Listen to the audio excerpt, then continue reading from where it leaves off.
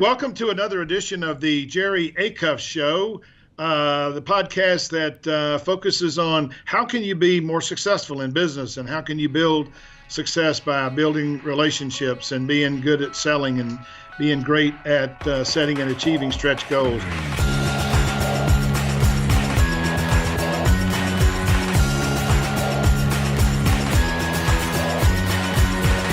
We're really lucky today to have Andrew Lauder with us today. Andrew is the founder of Lauder Co., which is a management consulting firm that does some really interesting stuff. I mean, not only do they help firms save money, but they also show companies how to drive revenue. Andrew had a very successful career with large consulting companies and decided to start a unique consulting firm. And as someone who has owned a consulting firm for over 20 years, I'm incredibly impressed by the foundation that he's built with Lauder Co. His values, I loved his values: to be honest, to be human, to be purposeful, and to be growing. You build a foundation on those four things, you're probably going to be pretty good. The other thing I loved about studying up on Andrew was his advisors are not called consultants. Now, I have 30 people in my consulting firm, and they're called, vice presidents or executive account directors or senior consultants. And he calls his chief improvement officers. And candidly, any good consultant, that's exactly what they do. And you shouldn't hire a consultant unless you need improving. But if you need improving, great consultants are hard to find. He's a graduate of Texas A&M. He has 2 young children and is married, does some mentoring, and we're really lucky to have him here today. So, Andrew, welcome to the Jerry Acuff Show. Thank you for having me, Jerry. It's a real pleasure and honor to be here. Well, thank you very much. I'm really interested in your business model. I mean, having spent my career in, management consulting, and of course, most of our consulting is around commercial excellence. How do you sell more? How do you market better? And so it's very sort of a subset of what, traditionally have been called management consulting. But my very first consulting gig was a general management consulting firm. And it wasn't nearly as innovative as yours. So I'm fascinated to know sort of, how do you differentiate yourself and what made you decide to start this business? And then what do you like about sort of running your own, consulting firm rather than, working for somebody else? Sure. So let me start with just adding a little bit more about what Lauder Co. is. As you mentioned, Jerry, our clients refer to us as their chief improvement officers. We're driven to make our clients operate more efficiently, increase their profits, and grow faster. And so that can mean a number of things, but ideally, what our clients really expect from us is we join their executive team, we become one with them, and that allows us to really analyze the entire company frontwards and backwards for opportunities for improvement. It's all really stems from the basis of looking at it from an operational lens. How can we make the company operate more efficiently? How can we help it scale? And utilizing kind of that really substantive approach to really transforming the entire company. We also look at processes. We're very process heavy in understanding what the current state of the company is and where it needs to be going. And so really it goes back to understanding the strategy, what that company wants to achieve, ensuring the processes are there to get them there, ensuring they have the right people to get them there, and then how that technology enables them to do all that. And so tying all those things together is really what I've termed as helping our clients achieve excellent operations execution. And so sorry, Jerry, go ahead. Oh, go ahead. No. Now, I started Lauder Co. because I really look at consulting through 2 lenses. One, I absolutely love consulting, the thought of problem solving, learning and getting acquainted with a new company, getting into a new industry, new set of problems, finding those solutions. That really motivates me and drives me. But there's also a lot of things I just looked at the industry as a whole and said there's a lot of things that can be done better. And so as I'm really growing and establishing this company, I literally have a list of things that I'm going down and ticking off and figuring out how do I want to make these better. And some of them range from a better client experience to a better consultant experience. And so that's really what drives me. And, I've been at it now since April 2016, and I've loved absolutely every second of it. You asked me kind of what drove me to do this. I just wanted to find a better way to do it, and as I've grown Louder Co., as I've gotten to know more people, it's just been incredibly rewarding to see all the impacts that have been made this far. The clients that we target, the problems that we target, it's all in the name of taking on fun, impactful projects, and that's what I'm trying to do as part of Louder Co. Is it, one of the things I talk about with our clients a lot, and I don't know whether it's true in your business or not, though I suspect it is that the margin for error today in business is smaller than it's ever been before. And to me, that's why this notion, and I love to hear you say this, execution excellence is so important. Because if you can have a great product or service, and if somebody out executes you, you're going to lose. That's exactly right. Because it's hard to differentiate products and services today, harder than it's ever been before, especially as things are changing. And so to me, execution excellence is actually the North Star, isn't it not? Is it not? It really is, and it's a big difference maker. A lot of companies out there can really just, focus on their branding or their marketing, and it's oftentimes lipstick on a pig. And so when you look at, the operations, that's really the nuts and bolts. That's what's truly going to differentiate you, how well you execute, from a number of different facets, not just your product or service, but how do you deliver that sound and exceptional customer experience? And so it really hits on what I look at to be kind of that 80% that every company shares with each other, but how, looking at best practice processes, the technology, everything we've hit on already. But, that really is the key differentiator. If you can be excellent at executing all those things, boy, you're just a well-oiled machine ready to go. I don't know if you've seen Amy Cuddy's TED Talk, which is the #1 TED Talk anybody's ever watched. And it's about body language, which if you watch it, it's not about body language at all. But her final slide, and it's the last 5 minutes of it, is the most compelling video I've ever seen. I mean, she really talks about human transformation, which, you're talking about organizational transformation. But her final slide, I love, and it says, tiny tweaks create big impact. And it seems to me that my business, which is consulting and commercial excellence, and your business, which is across all kinds of processes in an organization, it's the tiny tweaks that create the big impact. The problem is oftentimes your client can't see the tiny tweaks. Is that how you see it? That's absolutely right. And you know what? It's funny you mentioned that. A big part of our approach is, we look at, we analyze the problems, we come up with a list of solutions, and then we work with our clients to really determine, are these what we call those quick wins? And I think those align with what you're saying here, those tiny tweaks.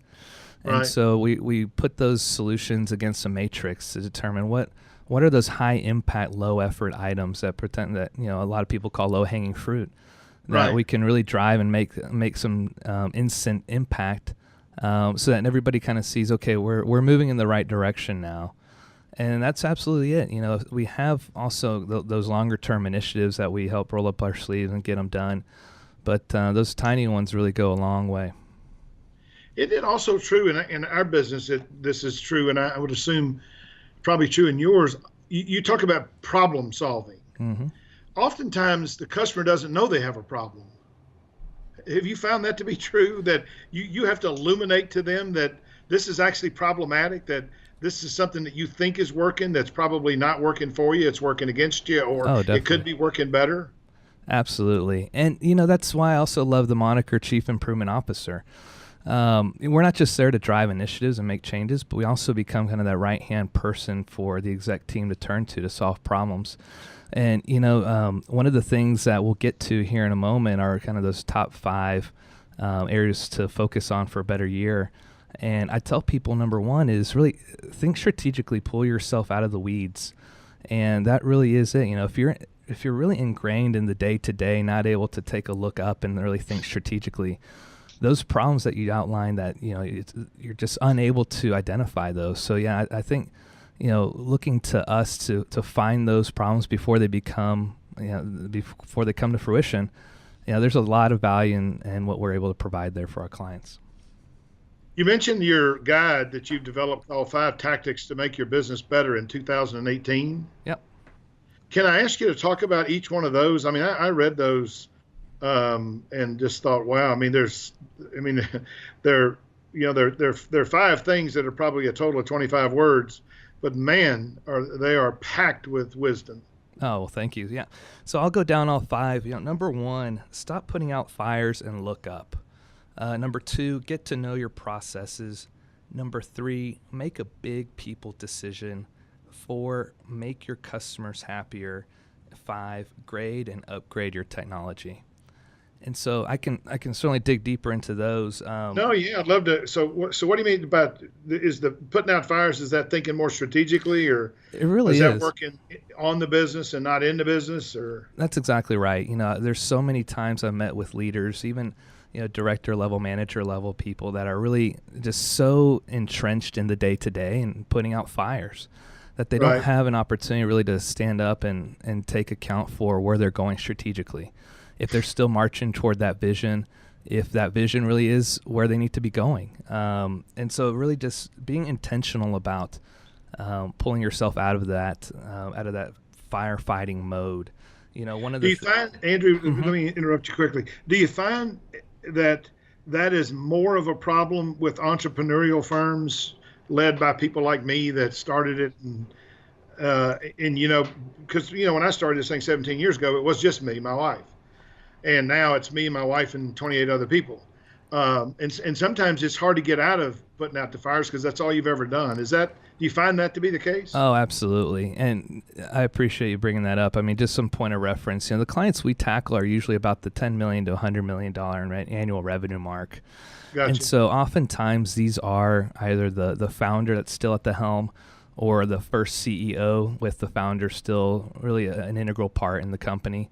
And so you're absolutely right. I mean, it becomes second nature to those people, those entrepreneurially minded and entrenched people that really get into putting out those fires and being problem solvers. But I mean, you're absolutely right. So they really just need to make it a point to get themselves out and just think more strategically. One thing that I've suggested and seen work at a previous client of mine is just setting aside time. It seems really simplistic, but whether that's an hour a week or a couple hours a month, whatever it may be, to really just step back, get get a strategic leadership team together and really say, hey, are we going in the right direction? Do we need to reprioritize? Do we need to shift gears? And, giving everybody kind of that intentional opportunity to step back and think strategically.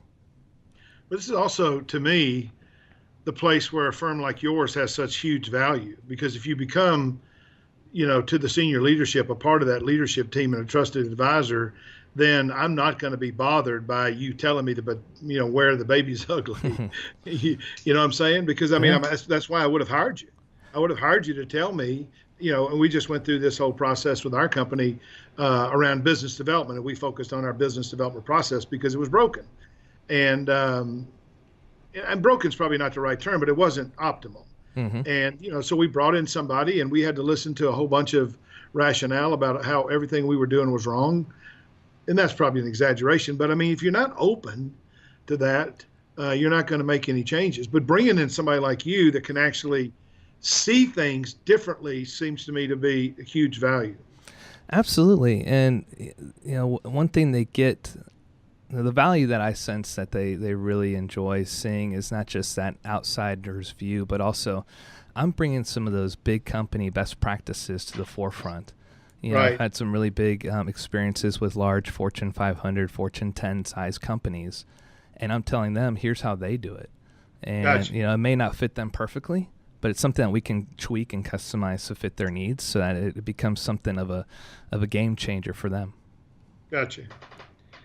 So the process thing, that's near and dear to my heart because we tackled the business development process. But over the last couple of weeks, I've been talking to my team about, we have to tackle our work processes because to me, that's a place where we have room for improvement. And there are probably more. I just haven't focused on them.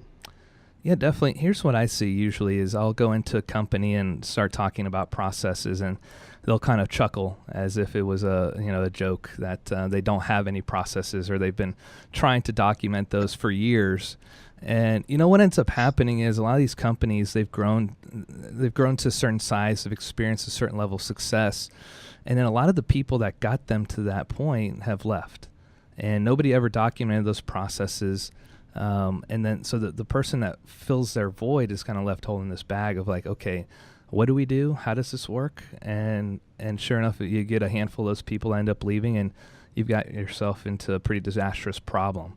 So what I'm suggesting for folks going into the new year is really get to know your processes. So I think as a leader, get to know them enough to be dangerous, but really as you talk to your team, get them focused on documenting what it is they do to execute their tasks on a daily basis.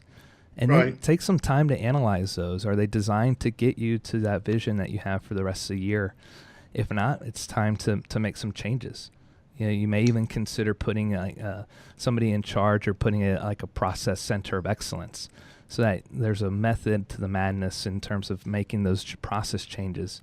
They should have a view into the entire company, so that any process changes that are made, they understand the impacts downstream, and they're able to communicate those effectively.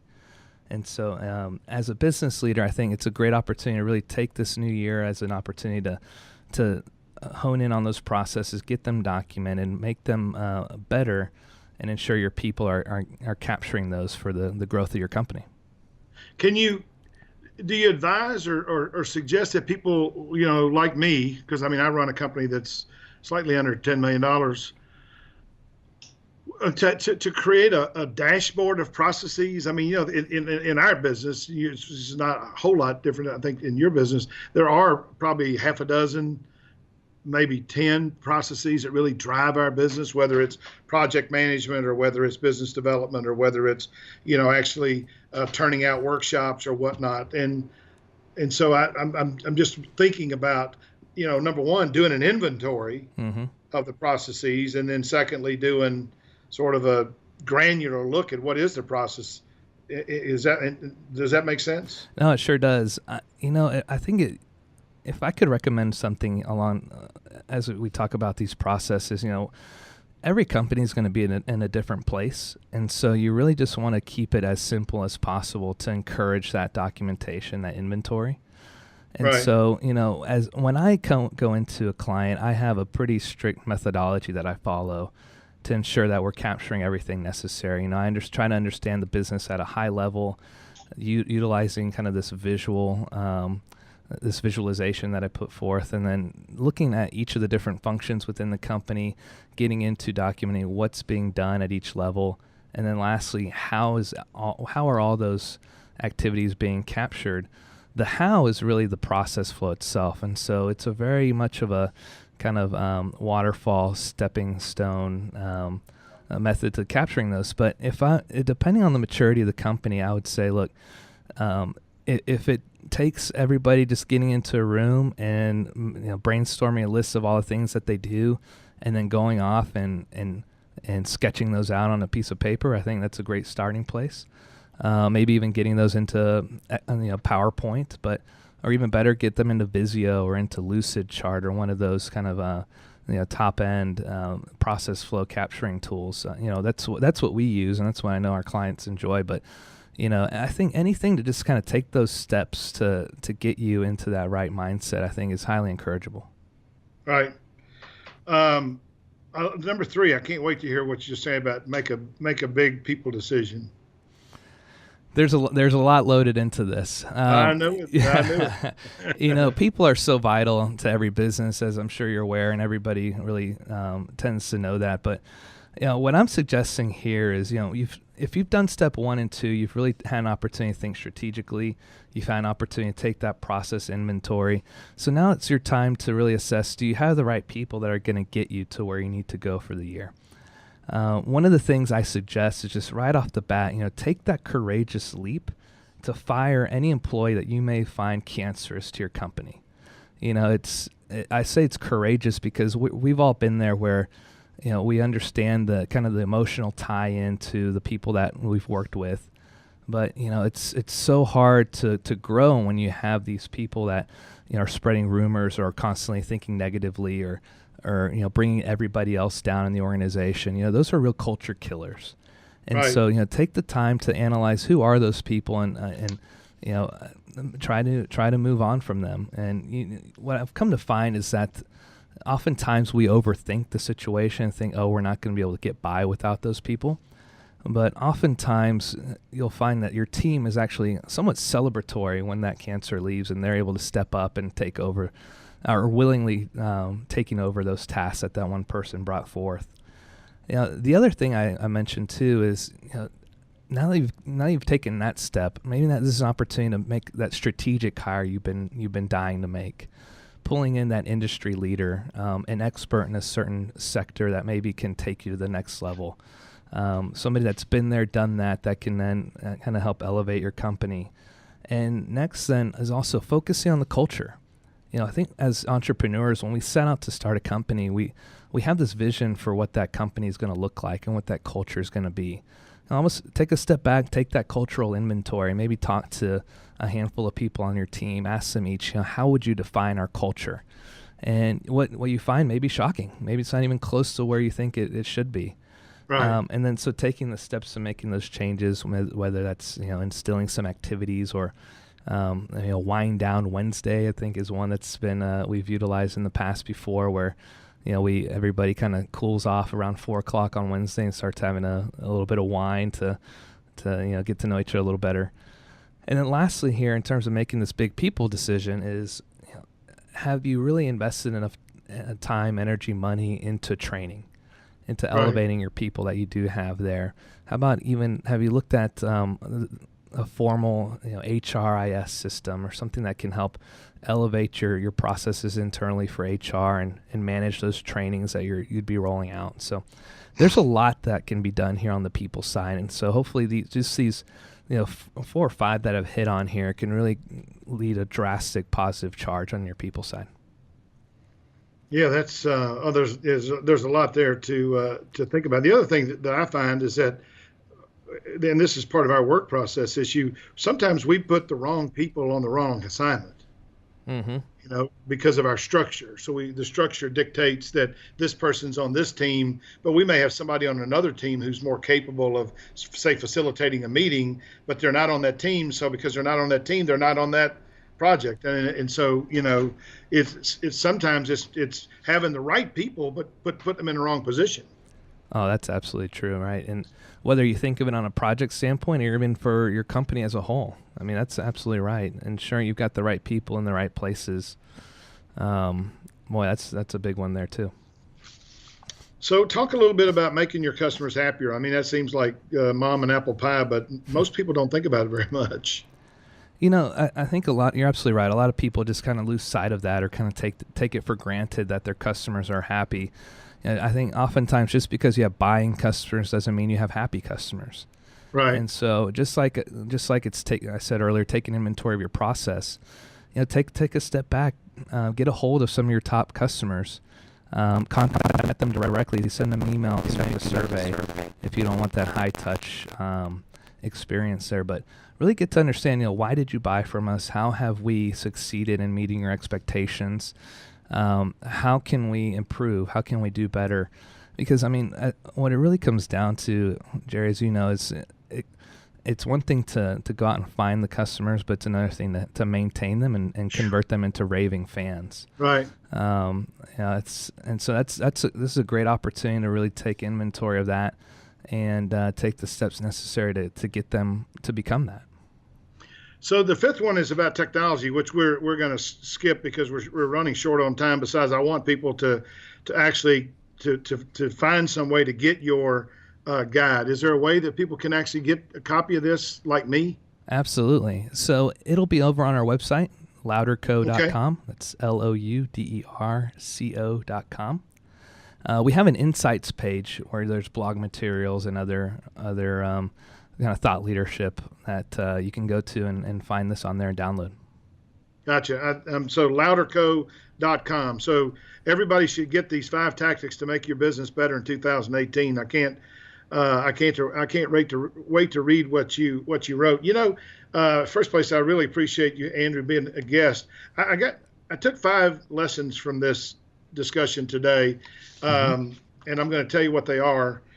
In addition to the 5 things that you talked about here, the first thing that your discussion made me think about was how much more successful we can be if we're open-minded. Absolutely. That's a great way to put it. Yes. And so often, as a business owner, or as a person who used to run a $650 million pharmaceutical company, you're not that open-minded. You get locked and loaded on your way of doing things and your process of doing things. And the truth is the mind doesn't work unless it's open. And so the more open-minded you can be, the better off you're going to be. The second thing was, my really good friend is the basketball coach at Virginia Tech named Buzz Williams, and he's one of the greatest people in the world. And he has this constant saying called #GetBetter. And, good is the enemy of best. And in the mindset that you have to continue to get better is the mindset that drives people to success. It drives people to hire consultants like you that can help them get better. The third thing is that you need to use experts. I mean, if you're going to be successful, you need experts. When I decided I wanted to change our business development thing, the first thing I did was I read a book, Predictable Revenue, and I would suggest that anybody who wants to sell more should read Predictable Revenue. And then I hired somebody who actually could teach my company how to instill that process. And so to me, I always say leave the banjo playing to the banjo player. Find somebody who knows more about it than I do and let them, drive the process, which is fundamentally the basis for your business. The fourth thing is relationships matter, because my guess is that you're getting a lot of your business because you got relationships with people, and those relationships where you have delivered for customers and made them happy and saved people $120-something million and Absolutely. generate $105 million in additional revenue. Those things are going to get you business, not because you're, Andrew Lauder, but because you deliver. Correct. And relationships are built on actions, right? And business relationships are built on successful actions. And so they really do matter. And the last thing is, what I came to this discussion already believing, but it was manifested as I listened to you talk about these 5 things, and I'm thinking about my own business, and I'm saying, boy, tiny tweaks really do create huge impact. And I need to take your 5 things and go back and get an inventory of our processes, ask myself the question about people, make sure that our customers are happy, make sure that we're creating the right culture. And we may be doing great on 3 of those things. We may not be doing great on 2 of them, but if I don't have an open mind and go back and look at them, I won't be successful. So this was incredibly informative, and I can't wait to get your 5 tactics to make your business better in 2018. Your success will actually continue to skyrocket, I'm quite sure. Thanks for being a guest on the Jerry Acuff Show. And for all you listeners, make sure that you go to louderco.com, LOUDERCO.com, and actually get Andrew's 5 tactics to make your business better in 2018. Make sure you have an open mind. Make sure you have a mindset to get better, whether you are as an individual or whether you are as a company. And use experts. You want to know something? Ask somebody who's already done it. Ask somebody who has the kind of wisdom that Andrew has. Understand that the more you deliver for people, the more those relationships can help you be successful in business, and look for small things to create big impact. And if you do those things, you'll always be incredible. Wonderful, Jerry. Thank you so much for this opportunity. It's a great pleasure of mine. Thanks, Andrew. It's great having you.